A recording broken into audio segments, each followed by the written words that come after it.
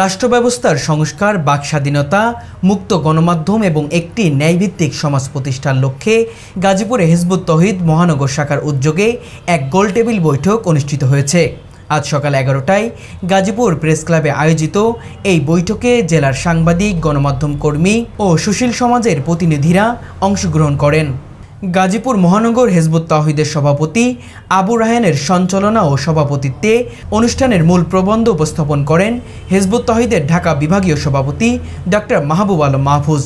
তিনি বলেন, মানবসৃষ্ট কোনো মতবাদ পৃথিবীতে স্থায়ী শান্তি আনতে পারেনি, বরং সংঘাত ও বৈষম্য সৃষ্টি করেছে। একমাত্র আল্লাহর জীবন ব্যবস্থায় ন্যায়, সাম্য ও সুবিচার প্রতিষ্ঠা করতে সক্ষম।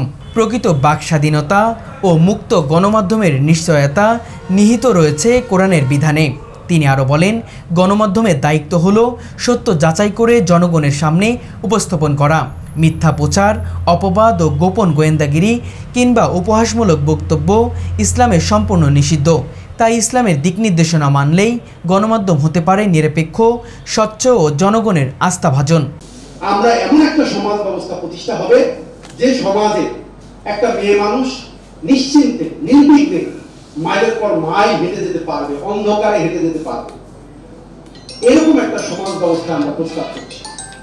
তো আমাদের বিচার ব্যবস্থায় যদি আমরা আল্লাহর দেওয়া এই আইন আমরা প্রয়োগ করি, তো এরকম একটা ন্যায় নিরাপত্তা আমাদের প্রতিষ্ঠা করা সম্ভব হবে। বৈঠকে আরও বক্তব্য রাখেন সংগঠনের যুগ্ম সাধারণ সম্পাদক ও তথ্য সম্পাদক এস.এম. শামসুল হুদা, কেন্দ্রীয় কমিটির সহকারী নারী সম্পাদক আয়েশা সিদ্দিকা, ঢাকা বিভাগীয় নারী সম্পাদক তাসলিমা ইসলাম এবং গাজীপুর আঞ্চলিক সভাপতি শহীদুল ইসলাম শহীদ।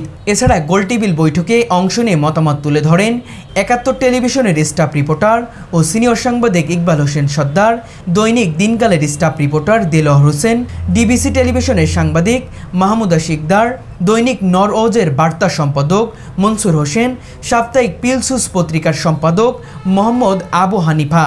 সাংবাদিকরা বলেন, গণমাধ্যম যদি সত্যনিষ্ঠ হয় তবে রাষ্ট্র ও সমাজ কল্যাণমুখী হবে। ইসলাম যে স্বচ্ছতা, ন্যায় বিচার ও মানবাধিকার শিক্ষা দেয় তা বাস্তবায়ন করলে প্রকৃত মুক্ত গণমাধ্যম প্রতিষ্ঠা করা সম্ভব হবে।